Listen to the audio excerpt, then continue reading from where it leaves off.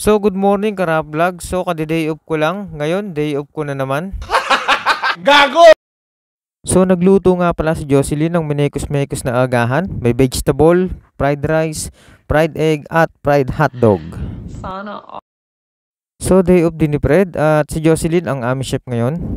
Pang hinihintay natin. So kaya naupo na ako sa isang tabi kasi mahirap naman paghintayin yung pagkain. Nakahanda na.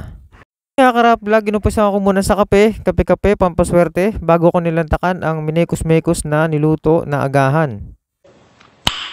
No. So ganito ang buhay namin sa abroad mga Karablog. So pagkagising, kain. Pagkagaling sa trabaho, kain. Bago matulog, kain. Bago maligo, kain. Masarap kayang kumain ng kumain basta may pagkain. So yun na Karablog, focus muna ako sa pagkain. Unang subo ko, pati kutsara, muntik ko ng malunok. Siyempre ayoko naman mabitin kaya siniseryoso ko yung pagkain. Pero siyempre hinay-hinay lang din kasi baka tumaas yung blood sugar natin. So pangalawang subo mga Karablog, labas gilagid.